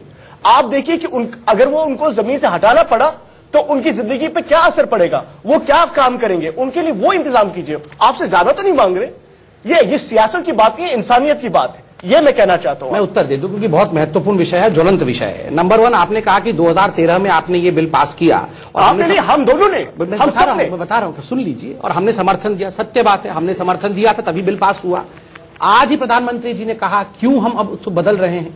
आपके भी मुख्यमंत्री और हमारे भी मुख्यमंत्री, हरियाणा के मुख्यमंत्री और महाराष्ट्र के मुख्यमंत्री, जहां जहां कांग्रेस की सरकार थी, हाय तौबा मचाते हुए पहुंचे थे। वो चिट्ठियां तमाम मेरी बैग में रखी हुई है, आपको मैं सर्कुलेट कर दूंगा कि आप इस कानून को समाप्त करिए। ये जो कंसेंट क्लॉज है उससे हमारे देश, हमारे प्रदेश तो डूब जाएंगे। क्या आप हमें संघीय ढांचा के अंतर्गत ये अधिकार हमें नहीं देंगे? एक सेकंड में कंप्लीट कर लूं भाई। अब खुद हरियाणा के मुख्यमंत्री ने, महाराष्ट्र के मुख्यमंत्री ने, असम के मुख्यमंत्री ने, ये तीनों राज्य तो आपके हैं, केरला के मुख्यमंत्री ने, सुनिए, मुख्यमंत्री गोगोई आप ही के, मैं बताता हूं, चिट्ठी में दूंगा, मैं बताऊं। सबने कहा कि आप हमें अधिकार दीजिए। इस सरकार ने क्या किया? इस सरकार ने कहा ठीक है, कंसेंट क्लॉज पे ये कॉन्करेंट टॉपिक है ना, land is a concurrent topic, तो आप इस पे डेलीगेट करिए। आपको कंसेंट लेना है लीजिए, 5 विषयों पे नहीं लेना है मत लीजिए। आपके सरकार जहां है आप जरूर लीजिए, हमारी सरकार है, हमारी सरकार को लगेगी तो जरूर लेगी। हमने ये नहीं किया। नेशनल सिक्योरिटी पे आपने कहा, देखिए ये टेक्निकल पॉइंट है, मैं आपको क्लियर कर दूं। आपने अभी कहा हमारे भाई लोग जमीन दे देते हैं नेशनल सिक्योरिटी के विषय में, जरूर देते हैं, ये हिंदुस्तान है, गहने भी माताएं दे देती हैं। आप कंसेंट तो लीजिए, आपने यही कहा ना आपको न्यूक्लियर इंस्टॉलेशन बनाना है पाकिस्तान के खिलाफ, आप कंसेंट लेंगे, हम न्यूक्लियर इंस्टॉलेशन बनाएंगे पाकिस्तान के खिलाफ। मतलब आप पाकिस्तान को बताएंगे कहां आपने न्यूक्लियर मिसाइल लगानी है। आज तो मोदी जी ने इसकी स्पष्टीकरण दी है। आपने जब बिल, सुनिए मैं कंप्लीट कर लूं सर, आपने तीनों पॉइंट पे रख दो, आप जरूर उसके बाद डिबेट करिएगा। दूसरा महत्वपूर्ण विषय, आपने जो रखा था कि जमीन अधिग्रहण नेशनल इंटरेस्ट में करना है, नेशनल डिफेंस और सिक्योरिटी को, उसको आपने अर्जेंसी क्लॉज में रखा था। अर्जेंसी क्लॉज क्या होता है? जब युद्ध शुरू हो जाता है तब अर्जेंसी होता है। अब मुझे न्यूक्लियर इंस्टॉलमेंट आज बनाना है, इंस्टॉलेशन आज बनाना है, वो 10 साल बाद काम करना शुरू करेगा, तो आप बताइए जब युद्ध शुरू हो जाएगा तब मैं इंस्टॉलेशन बनाना शुरू करूंगा क्या, या 10 साल पहले से बना के रखूंगा? जब युद्ध हो जाएगा तो आप ही प्रश्न पूछेंगे, अच्छा आपने तो कुछ तैयारी ही नहीं की थी। इस तरह से नहीं होता। सलमान 1 मिनट, मैं नहीं मानता, आपकी बात में बहुत तथ्य है। जो आपने कहा कि पाकिस्तान को बता देंगे कि हम एक्वायर कर रहे हैं, जब आप बिना कंसेंट के लोगे तब भी वैसे ही एक्विजिशन होगा और वैसे भी एक्विजिशन होगा, नंबर 1। नंबर 2, कितना दम है सरकारों के अंदर, दोनों सरकारों के अंदर। हम देखना चाहेंगे, केवल गरीब किसान को लूटने के लिए सब खड़े हो जाते हैं। दिल्ली की बात करते हैं अफोर्डेबल हाउसिंग के अंदर, अगर आप में ताकत है तो आप लीजिए रंगपुरी के अंदर, लीजिए आप रजोखड़ी के अंदर, लीजिए आप छतरपुर के अंदर, जहां 1-1 एकड़ में 2-2 एकड़ में 2-2 लोग रहते हैं। पर उस किसान को जो सिंचित भूमि उसकी है उसको वहां से बेदखल मत करो, उसकी कंसेंट के बिना। अगर आप कर पाओ तो उनको करेगा आप, पर वो आप नहीं करोगे। आप यहां पर गांव सभा की जमीन पड़ी है आपके पास, दिल्ली के अंदर अरावली हिल्स पड़ी है पूरी की पूरी आपके पास, भट्टी माइंस पूरी जो बंद होगी पड़ी है आपके पास, वहां बनाओ स्मार्ट सिटी। वहां नहीं बनाएंगे, हम बनाएंगे अलीपुर के अंदर, हम बनाएंगे नजफगढ़ के अंदर, हम बनाएंगे कंझारला के अंदर। ये 3 बेल्ट है। आज ये भी सोचो कि आज ब्रीदिंग के लिए, आज नाक के लिए, सांस के लिए ये आपको ओपन एरिया बहुत जरूरी होता है। देशभक्ति की बात करते हो तो देश की बात भी करो आप, इसमें यह नहीं होना चाहिए। और जहां कंसेंट की बात करते हो, मैं एक चीज पूछना चाहूंगा सबसे, आज 15 दिन से सुन रहे हैं हल्के हम लोग ये कि किसान को अगर हम हटा भी देंगे तो 4 गुना पैसा दे रहे हैं। हम बहुत एहसान कर रहे हैं। आज डॉक्टर का नर्सिंग होम हम हटा दें वहां से, उसको बेदखल कर दें, उसको बेदखल मानोगे। किसान का प्रोफेशन नहीं है। आज मैं बच्चों से कहता हूं खेती में वापस आओ, जिंदगी निकल गई करते करते। ये बच्चे नहीं आते, मुझसे पूछते हैं आज, बोले अगर हम आ जाएंगे वापस, कल हमारी जमीन जबरदस्त चल जाएगी तो हम क्या करेंगे? और पैसे आने के बाद क्या होता है, मैं 1 मिनट और लूंगा दीपक, केवल पैसे आने के बाद पता क्या होता है? देख लीजिए पूरे इलाकों के अंदर, सुल्तानपुर जाइए, आप मादा डबास जाइए, जहां जहां एक्वायर हुआ देखिए आप, बच्चे पहले गाड़ी खरीदते हैं, बियर पीना सीखते हैं, नशा करना सीखते हैं, उसके बाद में अपने आधे पैसे जो है अपने अस्पताल में लगा के अपनी जिंदगी खराब कर लेते हैं। उसके बाद में अगली पीढ़ी के लिए जमीन भी नहीं बचती, पैसा भी नहीं बचता। यह हकीकत है आज की तारीख के अंदर। कृषि प्रधान देश है, सोचिए इसके बारे में कब। सर देखिए, ये तो आप कह रहे थे कि आप हमारे चीफ मिनिस्टर्स की बात सुनते हैं, मुख्यमंत्री की बात सुनते हैं, पता नहीं वो सच्चाई क्या है, क्या डिस्कशन हुए। आप मुख्यमंत्री की बात सुनना चाहते हैं लेकिन गरीब आदमी की बात नहीं सुनना चाहते, ये कब से हो गया? आप बीजेपी वाले कांग्रेस के मुख्यमंत्री की बात कब से मानना शुरू कर दी आपने? मैं आपको कहता हूं, तमाम चीफ मिनिस्टर जो कांग्रेस के हैं, उनके बदले मैं आपको कहता हूं कांग्रेस का स्पोक्स पर्सन, पार्टी ने जो ऑथराइज किया। अगर सोनिया जी तो नहीं बोल रही थी आज लोकसभा में, क्या जब उनसे पूछा गया तो उन्होंने तो वो तो मान गई। सुनिए बात, आप रमेश तो मान, अरे आप देखिए ना लोकसभा के प्रोसीडिंग्स को, उन्होंने तो कुछ जो आपने बढ़िया बात कही कि मैं कहता हूं कि ये चीफ मिनिस्टर बेकार थे और मैं अगर यही सोनिया गांधी जी कल खड़ी होकर लोकसभा में कह देती कि मैं कहती हूं कि ये तमाम चीफ मिनिस्टर कांग्रेस के थे, हम उनको बेदखल करते हैं कांग्रेस से और मैं खड़ी हो जाती हूं, तब वो अच्छा होता है। आप जब मुझे ये बताइए, आपने सालों साल, लेकिन सालों साल इन्होंने कंसल्टेशन की, इन्होंने सालों साल कंसल्टेशन की, ये कोई एक मीटिंग की कंसल्टेशन नहीं थी, ये सालों की कंसल्टेशन दिन का था 27 जून। तो आप कहते हैं कि एक दिन 27 जून 2014 को नितिन गडकरी जी के अध्यक्षता में 32 राज्य और यूनियन टेरिटरीज की बैठक हुई थी। आप कहेंगे तो अभी तमाम लोगों को दीपक जी इसमें जरा इस चीज को पॉलिटिकल ना बनाते हुए, डॉक्टर मलिक बोले नहीं, इस चीज को पॉलिटिकल ना बनाते हुए समय बहुत इंपॉर्टेंट है। मैं थोड़ा सा दीपक जी पात्रा जी से सवाल पूछना चाहूंगा, मेरी तरह ये भी मेडिकल डॉक्टर हैं, हमारी फ्रेटर्निटी के हैं। हेल्थ बजट में ये क्या करेंगे? क्योंकि आप ये देखिए कि जीडीपी का केवल 1% जो है वो हेल्थ के लिए इस्तेमाल होता है। जितनी डेवलप्ड नेशंस हैं उसमें 10% से ज्यादा जो है, जबकि वहां पे बीमारियां भी कम हैं। वहां पर because of clean water, infections का रेट भी लो है, लेकिन वहां पर बजट जो है वो 10% से ज्यादा है। अमेरिका के अंदर इनको सब मालूम है 15% है। हमारे इधर केवल 1% जीडीपी का बजट जो है वो जाता है। Not as a doctor but as a general citizen also आपसे पूछना चाहेंगे, इंफ्रास्ट्रक्चर जहां तक तल्लक है, रूरल हेल्थ का जहां तक तल्लक है, और सबसे बड़ी चीज है आपकी सरकार के पास में इमरजेंसी निपटने के लिए क्या बजट है? स्वाइन फ्लू फैलता है, डेंगू फैलता है तो उस वक्त सबके हाथ पैर फूलते हैं, मौतें होती हैं, उस वक्त कोई बजट नहीं है। उसके बाद में डॉक्टर्स की कमी है, नर्सेज की कमी है। बजट का ये हाल है कि पिछले बजट में 20% कम कर दिया गया था। मतलब 1% भी 24% इन लोगों को ज्यादा लगता है कि ये हेल्थ के ऊपर ना जाए। और ये मेरा आपका दावा है कि अगर आप इसको 2-3% बढ़ाएंगे, लोगों की प्रोडक्टिविटी बढ़ेगी। बिल्कुल। और उसके साथ में ये, इसके बारे में मैं संबित जी से पूछना चाहूंगा। आगे हम बात करेंगे दवाई की, मेडिकल सर्विसेज की, लेकिन ब्रेक के बाद।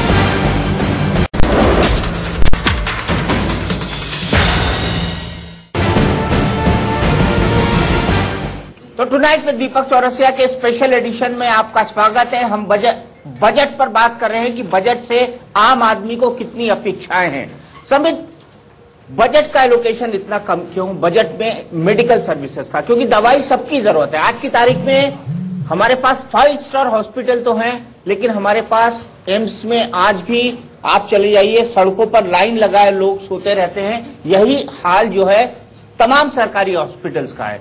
एक भी सरकारी हॉस्पिटल पिछले कई दशकों में दिल्ली में नहीं खुला है। देखिए डॉक्टर साहब ने बिल्कुल सही पूछा और सही कहा भी है। मैं भी पहले कहते रहा हूं कि हम 1% ही अपने बजट का जो आवंटन इसका है। एक भी सरकारी हॉस्पिटल पिछले कई दशकों में दिल्ली में नहीं खुला है। देखिए डॉक्टर साहब ने बिल्कुल सही पूछा और सही कहा भी है। मैं भी पहले कहते रहा हूं कि हम 1% ही अपने बजट का जो आवंटन हेल्थ के लिए करते हैं, जबकि बड़े बड़े देश, छोटे देश भी इससे बड़ा करते हैं रकम। अमेरिका का तो छोड़िए, श्रीलंका और बांग्लादेश भी इससे बड़ी रकम देते हैं। दिक्कत यह है कि शुरू से ही कहीं ना कहीं, मैं सरकार की बात नहीं कर रहा हूं, हर एक मानसिकता की बात कर रहा हूं कि कहीं ना कहीं आरंभ से ही हिंदुस्तान में हेल्थ को एक अनप्रोडक्टिव प्रोफेशन माना गया है, जबकि वो सबसे प्रोडक्टिव प्रोफेशन है। व्यक्ति अगर स्वस्थ रहेगा तो देश के प्रति लोगों ने अरबों बना लिए बॉस हेल्थ में। नहीं बिल्कुल, 1 रुपए में आपने जमीन दी, वो अरबपति बन गया। वो अलग बने कि नहीं बने लोग, वो जमीन वो सलमान भाई बता पाएंगे, जमीन उन्होंने दी थी उनके अपने समय पे। मगर मैं इतना कहना चाहूंगा कि देखिए, इसमें आप, मुझे लगता है कि हमने प्रॉमिस भी किया है कि हम हेल्थ फॉर ऑल लेके आएंगे। वक्त लगेगा, मैं कुछ कमिट अभी जरूर नहीं कर सकता हूं, मगर कल के बजट के लिए हमें इंतजार करना चाहिए। जरूर हेल्थ सेक्टर में कुछ एक मेजर टर्म आएगा। और दूसरा एक छोटा सा विषय मैं रख लूं, ये बहुत महत्वपूर्ण है। 14वां फाइनेंशियल कमीशन का रिपोर्ट अभी हाल फिलहाल में आया है। इसमें एक बड़ी बात यह है कि 42% जो सेंट्रल पूल होता है टैक्सेशन का, जो सेंटर और राज्य के बीच आवंटित होता है, आज तक इतिहास में कभी ऐसा नहीं हुआ था कि 10% जंप हो जाए राज्यों के लिए। राज्यों को हम 32% जहां पहले मिलता था, अब हम 42%। और इफेक्टिवली आप देखेंगे म्युनिसिपल कॉर्पोरेशन को डिजास्टर मैनेजमेंट के लिए, आप स्वाइन फ्लू वगैरह की बात कर रहे थे, डिजास्टर मैनेजमेंट के लिए, और पंचायत के देने के बाद वो 47 से 48% बनता है। उतना बड़ा चंक अब राज्यों को दिया जाएगा। स्वाभाविक रूप से अब राज्यों का बजट भी, आज खुद मोदी जी ने कहा कई राज्यों के पास तो इतनी बड़ी तिजोरी भी नहीं होगी जितना रकम अब उनके पास पहुंचने वाला है। डेफिनेटली अब सेंट्रल के बजट को भी हम सुपर बजट कह रहे हैं, तो राज्यों के बजट भी अब सुपर बजट से कम नहीं होगा। ये तो दीपक जी, मैं बताता हूं आपको, जो 14th फाइनेंस कमीशन 2012 में बना, ये एक कॉन्स्टिट्यूशनल अरेंजमेट है। हर किसी गवर्नमेंट के पास रिकमेंडेशंस आती हैं, फिर उनको गवर्नमेंट आगे चलाती है। तो इसमें ये मोदी जी का नहीं है जो आया। आप सुनिए बात सुनिए ना, अब मुझे बात कंप्लीट करने दीजिए। आपने हेल्थ फॉर ऑल की बात की थी, हेल्थ फॉर ऑल आपने बात की, आपने कहा था फ्री ड्रग्स एंड डायग्नोस्टिक्स, नहीं हुआ। मेरे ख्याल में अभी तक उसकी बात भी नहीं हो रही। आपने इस साल जो आपका बजट था, जो आपने आउटले किया था हेल्थ का, उसको 20% से भी ज्यादा कट किया। HIV एड्स को कट किया आपने। हायर एजुकेशन, अगर हम उसकी बात कर सके, उसको कट किया आपने। क्या कहते हैं, आपने स्किल डेवलपमेंट की बहुत बात की, स्किलिंग, इंडिया स्किलिंग और व्हाटएवर, 95% आपने उसको कट किया। ये आपकी फिस्कल मैनेजमेंट या हुकूमत चला रही है? आप मुल्क कट कर रहे हैं, आप मुल्क को बना रहे हैं या आप कट कर रहे हैं? मुझे समझ नहीं आ रहा। वेरी रिलेटेड, इन्हीं दोनों बातों से रिलेटेड दो बातें कहूंगी। पहला, इस पूरे हेल्थ के मुद्दे पे बच्चों पे कहां फोकस है? 16 पैसे हर 100 रुपए पे, I think major issue. Nutrition के इशू को आपने लास्ट बजट में कंसिडर किया, कहा न्यूट्रिशन मिशन को स्ट्रेंथन करेंगे, बट जो माल न्यूट्रिशन की स्थिति आज कंट्री पे है, उसके पर्सपेक्टिव में कोई रिस्पांस नहीं है। व्हाट इज द प्लान, क्या प्लान है, क्या होने वाला है, ये एक मुद्दा है। क्योंकि सोच साहब ने शिक्षा का मुद्दा, हम 40% हमारी जनसंख्या बच्चे हैं, 40%, 4.5% हमको मिलता है पूरे बजट में से बच्चों का। थोड़े से तथ्य देख लीजिए, 1.7 मिलियन टीचर्स जो है वो अभी हमारे कम हैं। हर 5 टीचर में से 1 टीचर अनक्वालिफाइड है। 6 मिलियन बच्चे जो है आउट ऑफ स्कूल है। आई डोंट, मतलब बजट लास्ट ईयर जो था वो कट था ऑलरेडी, एसएसए में, एसएसए का बजट इन इटसेल्फ कट था, प्राइमरी एजुकेशन में, टोटल एजुकेशन का बजट भी कट था। हम बड़े बड़े मुद्दों की बात कर रहे हैं, उनका बहुत बड़ा इफेक्ट होता है, पर अगर इस 40% पॉपुलेशन के ऊपर हमारी कोई विजन है कि नहीं है, उस पर आई थिंक एक बहुत बड़ा सवाल है। Madan Mohan Malviya teacher training scheme, outlay 500 crore, Salman अब है 15 करोड़। सलमान जी, मैं उत्तर एक सेकेंड सलमान जी, आप आज कम बोलिए, आप बहुत अच्छे प्रवक्ता हैं, मगर देखिए ये सब कुछ जो हो गया, माल नरिशमेंट जो हो गया वो 9 महीनों में तो नहीं हो गया, इसलिए 60 वर्ष का चिंता करके जो आपने कहा था वो तो कम से कम। मगर मैं टेक्निकल पॉइंट का उत्तर, अच्छे दिन तो लाइए, थोड़े से कट सब कहा कि इतना कट कर दिया, उतना कट कर दिया। मैं आपको बताऊं, ये जगलरी जो किया था, कि आप बैठे हैं, बड़े बड़े लोग मेरे बगल में बैठे हैं, ये jugglery of figures P Chidambaram साहब ने किया हुआ था। 4.1% पे लाके फिस्कल डेफिसिट को फिक्स किया कि, और सारा खर्चा जानते थे जाने वाले हैं, सारा खर्चा अगले सरकार पे डाला है। आप बताइए टैक्स रिफंड कौन कर रहा है? 30,000 करोड़ 70,000 करोड़ का टैक्स रिफंड हम कर रहे हैं। सारा सब्सिडी का बर्डन किसके ऊपर है? वो हमारे ऊपर है। पैसा है नहीं, फिस्कल डेफिसिट में चलना है, नहीं चलेंगी फिस्कल डेफिसिट में तो पूरी रेटिंग एजेंसी हिंदुस्तान को लाके जमीन पे डाल देंगी। जमीन पे डालते ही इन्वेस्टमेंट नहीं होगा, फिर एक विशियस सर्कल शुरू हो जाएगा। जितना है, जितना लूटने के बाद आप छोड़े थे, उसी में घर चलाना। क्या अपेक्षा है आम आदमी को? केडिया साहब, बजट में टैक्स कितना कम होना चाहिए, क्या उम्मीद है आम आदमी को? ये देखिए, नॉर्मल सर्कमस्टांसेस में बजट का मतलब लोग ये समझते हैं कि टैक्स हमारी थ्रेशोल्ड लिमिट कितनी बढ़ेगी, हम घर परचेज करेंगे उसमें इंटरेस्ट का बेनिफिट कितना मिलेगा, हम इन्वेस्टमेंट करेंगे उसमें हमें एटीसी में बेनिफिट कितना मिलेगा। तो ये नॉर्मल पार्लेंस में लोग समझते हैं। प्रॉब्लम यह है, 1961 में इनकम टैक्स एक्ट आया था, और मैं अपनी प्रैक्टिस में इस चीज को ऑब्जर्व कर रहा हूं कि इनकम टैक्स डिपार्टमेंट ने एक बिजनेसमैन को चोर समझ के रखा है। ये मैं पात्रा जी से पूछना चाहूंगा कि इस मेंटेलिटी को आप कब हटाना चाहेंगे? मैं इनकम टैक्स में असेसमेंट करवाता हूं मेरे क्लाइंट के लिए, we face this problem daily. Businessman को ईमानदार कोई समझता नहीं, या मान के चलते हैं वो खूब चोरी करते हैं। मैं ये चिदम्बरम साहब ने एक टैक्स लाया था, उन्होंने फ्रिंज बेनिफिट टैक्स। अधिक से अधिक इनकम की उगाही करें वो सरकार के लिए, उसके लिए भीतर में चोर जैसे उन्होंने बहुत सारे टैक्सेस घुसा दिए थे। मेरा यह मानना है कि आप डायरेक्ट तरीके से, अभी गौर साहब ने भी कहा था, आप एक टैक्स लीजिए 30% लीजिए आप, और उस पर इधर उधर से टैक्स देना बंद कर दीजिए, सिंपल बनाइए इनकम टैक्स एक्ट को। अब मैं दीपक जी आपको एक चीज बतलाऊं, इनकम टैक्स एक्ट में सिंपल सा हम लोग कैलकुलेशन करते हैं, टैक्स देते हैं, किस चीज पे देते हैं? प्रॉफिट पे देते हैं। प्रॉफिट क्या होता है? रिसिप्ट, जो इनकम ग्रोस रेवेन्यू होता है minus expenditure is your income, उसमें डेप्रिसिएशन का बेनिफिट मिलता है। अब इन्होंने, आप ज्यादा बेनिफिट नहीं ले जाए तो मिनिमम अल्टरनेट टैक्स घुसा दिया, इतना कॉम्प्लेक्स बना दिया इनकम टैक्स एक्ट को। और मैं ये चाहता हूं और मैं उम्मीद भी करता हूं कि मैट खत्म किया जाए। मैट भी नहीं, जेटली साहब बहुत समझदार फाइनेंस मिनिस्टर हैं और चीज को, पब्लिक सेंसिटिविटी को समझते हैं वो, तो ये एडमिनिस्ट्रेटिव रिफॉर्म्स जो है इनकम टैक्स में, डायरेक्ट टैक्स कोड आएगा, अब ये पता नहीं कब आएगा नहीं आएगा, मेरे को लगता है साल 2 साल में आ जाएगा, लेकिन उसमें भी इन चीजों को सुधारने की बहुत जरूरत है। और रही थ्रेशोल्ड लिमिट की बात, अभी थ्रेशोल्ड लिमिट 2,50,000 रुपया है, सब कह रहे हैं 5 लाख कर दी जाए। मैं भी ये मानता हूं, क्योंकि आप बिजनेसमैन को और टैक्स पेयर को चोर समझना बंद कर दीजिए, आप इसको 5 लाख कर दीजिए, 10 लाख कर दीजिए, 15 लाख, ये 3 लिमिट आप बना दीजिए, आपके पास डबल से ज्यादा रेवेन्यू आएगा। इस चीज को, ये मेरा खुद, चूंकि मैं रोज बिजनेसमैन के साथ डील करता हूं, छोटे बिजनेसमैन के साथ भी करता हूं, बड़े के साथ भी करता हूं। नौकरी पेशा को भूल गया, मैं उस पर आना चाह रहा हूं, ये एक मेरा मेन मुद्दा है। एक बिजनेसमैन जब इनकम अर्न करता है तो उसको खर्चा, उसमें होता है खर्चा लेस हो जाता है। सैलरीड इनकम जो आती है उसका कोई खर्चा लेस नहीं होता। पहले 1961 से ही स्टैंडर्ड डिडक्शन एक चल रहा था, आपको 30% जो आपका डिम्ड माना जाता था कि खर्चा होता है, इसको लाने की बहुत ज्यादा जरूरत है, क्योंकि सैलरीड बिजनेस, सैलरीड पर्सन के पास कोई छूट किसी तरह की नहीं मिलती, और ये इन्वेस्टमेंट की जो छूट मिलती है, जो कि लिमिट भी बहुत कम है। आप देश में सेविंग बढ़ाना चाहते हो, आप इन्वेस्टमेंट की लिमिट को भी बढ़ाइए। कितनी बड़े इन्वेस्टमेंट की लिमिट? इन्वेस्टमेंट की लिमिट अभी जो, इन्वेस्टमेंट की लिमिट अभी 1.5 लाख रुपया है, मैं चाहता हूं इसको 5 लाख रुपया की, देखिए आपको डबल। तो टुनाइट में दीपक चौरसिया के स्पेशल एडिशन में आपका स्वागत है। व्यापारी को छूट मिल जाती है, बड़े कारोबारी को उससे ज्यादा छूट मिल जाती है। तो टुनाइट में दीपक चौरसिया के स्पेशल एडिशन में आपका स्वागत है।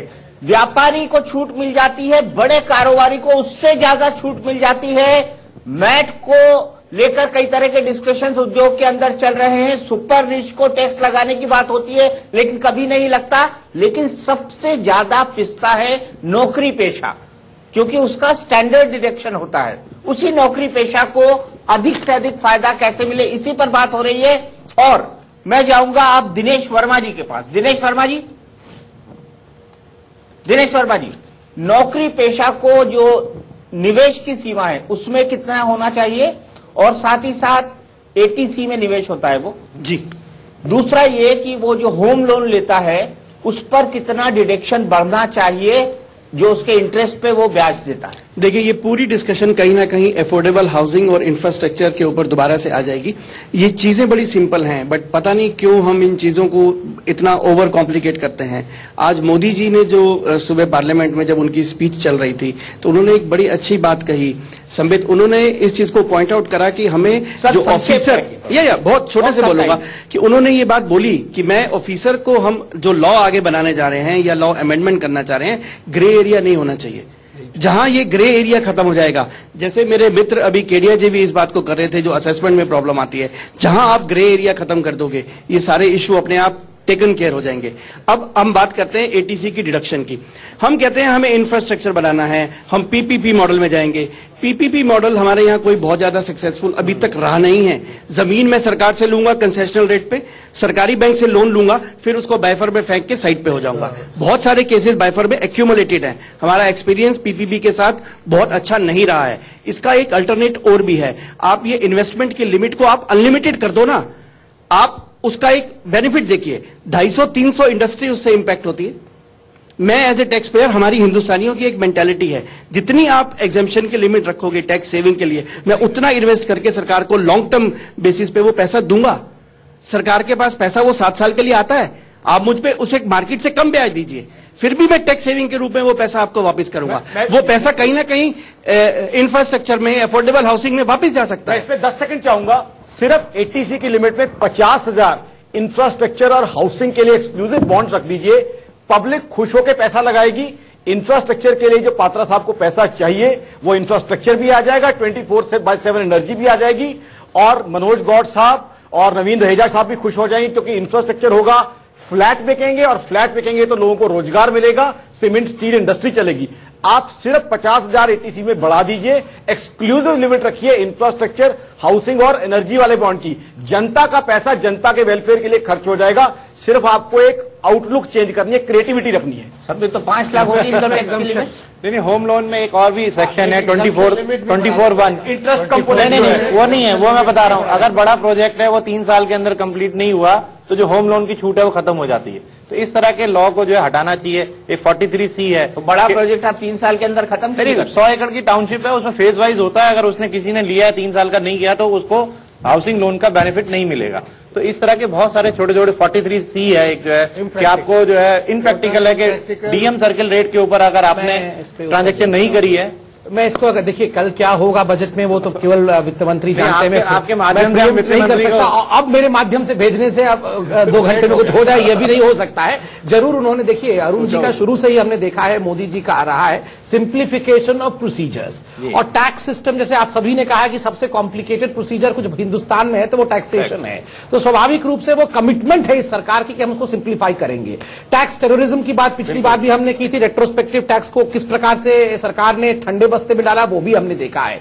तीसरा एक महत्वपूर्ण विषय है जो मैं अपील के रूप में तमाम पॉलिटिकल पार्टी से कहना चाहूंगा, जो कल अरुण जी ने कहा लोकसभा में कि प्लीज सी टू इट, ये देखिए कि इंडस्ट्री और इंफ्रास्ट्रक्चर ये 2 शब्द गाली की तरह ना बन जाए हिंदुस्तान में। किसान हमारे अन्नदाता है, भगवान है, हम उनके चरणों में बैठे हैं। इंडस्ट्री भी और इंफ्रास्ट्रक्चर भी, यह भी हिंदुस्तान के लिए महत्वपूर्ण है। अगर इन दोनों का साथ होगा तब जाके सबका विकास होगा। किस किस के चरणों में बैठे हैं आप? सभी के चरणों में। सरकार का काम है जनता के तमाम व्यक्तियों के चरणों में बैठे, सर पे नहीं। इनकी गलती रहे कि ये सर पे बैठे 10 वर्षों तक, हम चरणों में बैठे। चलिए आते हैं जवान पर। मैं आता हूं आपके पास। हम आते हैं अब डिफेंस पर, जवान पर। 1 रैंक 1 पेंशन, 1000 करोड़ रुपए दिए, काम कुछ नहीं हुआ। आमदनी 98 खर्चा रुपया वाला हिसाब अभी भी है। मैं तो शुरू से कह रहा हूं कि फिस्कल कॉन्स्ट्रेंट है, मगर आप आश्वस्त रहिए, ये 1 रैंक 1 पेंशन वाला विषय मोदी जी ने ही उठाया है। हमने ही आरंभ किया था इस पूरे विषय को, और ये बहुत ही सेंटिमेंटल विषय है। We will take this issue to the conclusion. इसको कब करेंगे अब आप इनसे पूछिए, और आज अच्छी तरह से पूछ लीजिए, नहीं तो सियासी जुमला एक और हो गया ये 1 रैंक 1 पेंशन। दीपक जी, इससे पहले कि मैं डिफेंस की बात करूं, मैं पेशे से सिपाही था, लेकिन जन्म और पैदाइश से किसान हूं, और मैं एक नागरिक भी, कंज्यूमर भी हूं। तो 1-2 बातें मैं जनरल बोलना चाहूंगा कि हर देश में, खासकर उभरते देश में, डिमांड हमेशा कंपीटिंग होती है। वो किसान भाई बिल्कुल सही कह रहे हैं कि उनको स्वामीनाथन रिपोर्ट के हिसाब से मुनाफा मिलना चाहिए, उनकी बहुत समस्याएं हैं। वो हमारी कंज्यूमर गृहिणी भी ठीक कह रही है कि उनको चीनी सस्ती मिलनी चाहिए। सरकार को जो भी इकोनॉमिस्ट है, वो एक्सपर्ट, वो ऐसा तरीका ढूंढे कि उनको कीमत भी ज्यादा मिले और इनकी जेब में पैसे ज्यादा हों, ताकि फिर भी वो चीनी खरीद सके। वो हर देश में ये होता है, मेरा तजुर्बा है, 5 साल में बाहर भी रहा था, वहां भी ऐसे होता है। पैसे सबके पास बहुत है, कीमत की किसी को फिक्र नहीं होती। अब रही डिफेंस की बात, ये बड़ा दुर्भाग्य है देश में कि हमारे देश में डिफेंस की अवेयरनेस बहुत कम है। 1 रैंक 1 पेंशन तो एक मैं आऊंगा, सलमान जी ने कहा, वो तो मेरा पेशा था पिछले 6 साल तक, हमने उसी में एजिटेट किया है। डिफेंस की हालत सही नहीं है। डिफेंस में जो कमियां हैं वो जल्दी में नहीं होती, और ना जल्दी में उनको पूरा किया जा सकता है। ये कई साल से लगी हुई है, उसमें बीच में कांग्रेस ज्यादा समय रही है, बीजेपी भी रही है। कारगिल की लड़ाई में वो बड़ी छोटी लड़ाई थी, क्षेत्र बड़ा लिमिटेड था। हमारे आर्मी चीफ ने कहा था कि I will fight with what I have. ये बड़े दुर्भाग्यपूर्ण एक स्टेटमेंट उन्होंने दी थी। उम्मीद है ऐसा आगे नहीं होगा। मैं संबित पात्रा जी की हालत बड़ा मुश्किल है उनके लिए सारे जवाब देने में, सवाल नहीं पूछूंगा, मैं सिर्फ सुझाव दूंगा कि अभी पिछले साल जो डिफेंस बजट था वो जीडीपी का 1.8% था, वो काफी नहीं है। अगर हम 2 फ्रंट को देखें, पाकिस्तान छोटा खतरा है लेकिन वो एक्टिव खतरा है, चाइना बड़ा खतरा है लेकिन आज के दिन शायद वो डोरमेंट है। वैसे अगर एक रिपोर्ट 2013 की मैंने पढ़ी है, एक डेली ने लिखा है, वैन वीपो कोई डेली है उनका, कि चाइना आगामी वर्षों में 6 लड़ाइयां लड़ेगा। इसमें लड़ाई नंबर 3 हिंदुस्तान के खिलाफ होगी, अरुणाचल में होगी। और वो लड़ाई 2035 और 2040 के बीच में होगी। अगर ये सही है, कुछ तो सच्चाई होगी इसमें। 20 साल का अरसा इतना लंबा नहीं है डिफेंस की प्रिपेयर्डनेस को पूरा करने का। ये अच्छी बात है कि बीजेपी सरकार ने अभी से काम शुरू किया है। जो हमारी इंडिजनाइजेशन है, जो बहुत कमी है, हम दुनिया के सबसे बड़े इंपोर्टर हैं। 65% हमारी रिक्वायरमेंट बाहर से आती है। हालांकि मोदी जी ने अपने सामने जो टारगेट रखा है वो मुश्किल है कि अगले 5 साल में जो हमारी निर्भरता है इंपोर्ट पर, उसको 40 से 50% कम किया जाए, लेकिन फिर भी शुरुआत हुई है। हमारे देश में अवेयरनेस नहीं है, ना हम स्कूल में डिफेंस के बारे में पढ़ाते हैं, ना कॉलेज में, यूनिवर्सिटी में पढ़ाते हैं। तो डिफेंस की हालत वही है जो एक मोमबत्ती की होती है दोपहर की रोशनी में, कोई उसको याद नहीं करता है। जब अंधेरा होता है फिर लोग दौड़ते हैं, देखते वो तो पिघल गई। तो इससे पहले कि हमारा डिफेंस पिघल जाए, जहां तक वन रैंक वन पेंशन का ताल्लुक है, सलमान जी ने ठीक कहा कि वो उन्होंने दी थी, लेकिन वो ये नहीं भूलें कि 6 साल तक हमको जंतर मंतर पर बैठने पर मजबूर किया गया। सिपाही का काम नहीं है अपनी डिमांड पब्लिक में डाले, हम रिटायर बेशक हो जाएं, लेकिन दिल अभी भी सिपाही। मैं याद दिला दूं दर्शकों के लिए, जो हमारे सबसे बड़े स्ट्रेटेजिक गुणी थे चाणक्य, उन्होंने जो चंद्रगुप्त मौर्य के समय थी, उन्होंने सलाह दी थी। वहां जब सिपाहियों में थोड़ी नाखुशी हुई कि भाई तनख्वाहें कम है, उन्होंने कहा था कि देखिए सम्राट, एक सिपाही व्यवसाय नहीं करता है, वो खेती नहीं करता है, वो कारपेंटरी नहीं करता है, लेकिन क्योंकि वो अपना काम सही करता है, ये लोग अपना व्यवसाय सुरक्षा से कर सकते हैं। डिफेंस फोर्सेस की मजबूरी है, ना तो वो वोट बैंक है, ना वो पब्लिकली अपनी डिमांड दे सकते हैं, और ना ही दुर्भाग्य से वो डिसीजन मेकिंग में आते हैं। तो ये जो इनका कदम है वो सही है, हम इनको कहते हैं। मैं अगर सुझाव दूं, हमारा डिफेंस बजट 3% होना चाहिए, लेकिन वो होगा नहीं, मुमकिन नहीं होगा इनके लिए। शायद ये 15% बढ़ाएंगे, 10% तो इन्फ्लेशन खा जाएगी, हम वहीं के वहीं रहेंगे। तो मैं एक चीज ध्यान दें। तो टुनाइट विद दीपक चौरसिया का स्पेशल एडिशन जारी है। फिलहाल वक्त है टुनाइट विद दीपक चौरसिया के स्पेशल एडिशन में आपका स्वागत है। बहुत संक्षेप में। हाँ, बिल्कुल, मैं एकदम शॉर्ट में कहना चाहती हूँ कि मुझे फर्क नहीं पड़ता सलमान साहब आज यहाँ हैं या कल वहां थे, संबित जी यहाँ थे या वहां थे। मुझे ये फर्क पड़ता है कि मोदी जी ने इलेक्शन मैनिफेस्टो में कहा था कि मैं औरतों के साथ हूँ। औरतें आज भी वहीं की वहीं हैं।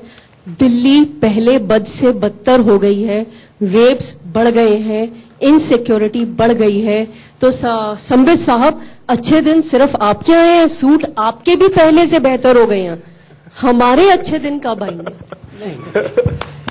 महिलाओं का जहां तक विषय है, इसमें मुझे लगता है मैं बहुत राजनीतिक और तर्कपूर्ण उत्तर दूं, ये उचित नहीं होगा। मैं इमोशनल होके कहूं कि जरूर आएंगे और आ रहे हैं।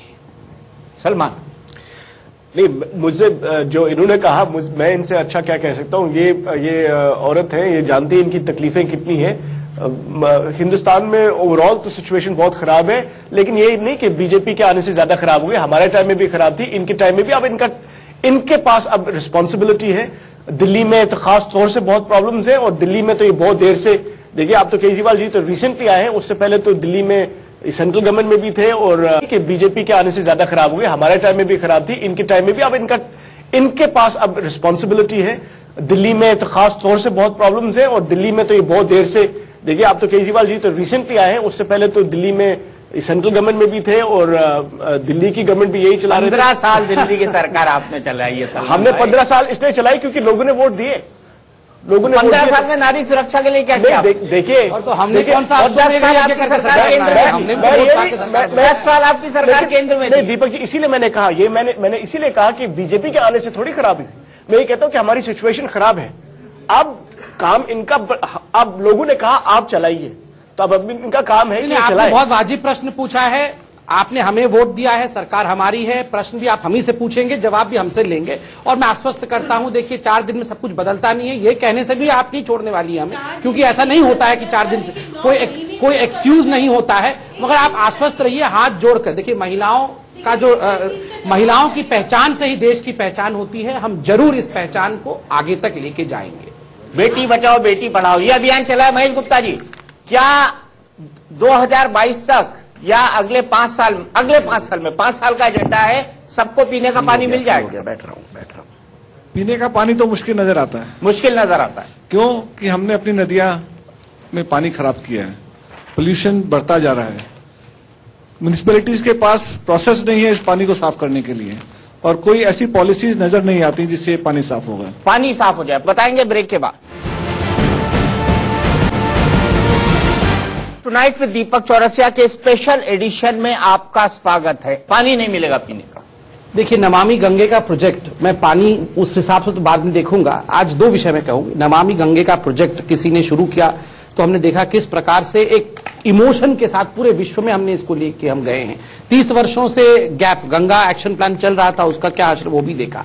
और आज मोदी जी ने एक बहुत अच्छी बात लोकसभा में कहा कि किस प्रकार सरकारों को भूल जाइए किस राज्य में कौन सी सरकार है।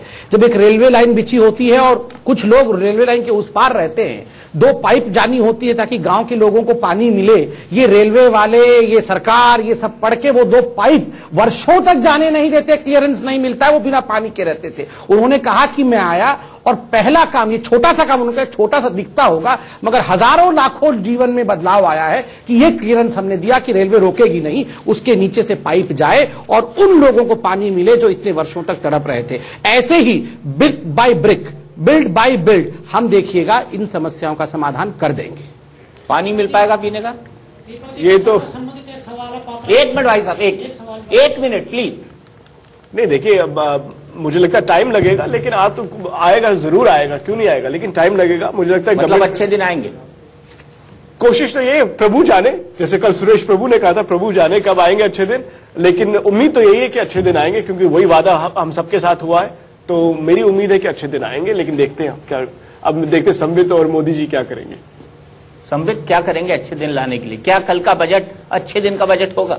प्रभु का आशीर्वाद मोदी जी पे है, अच्छे दिन आएंगे। चलिए ठीक है। दीपक जी, एक सवाल।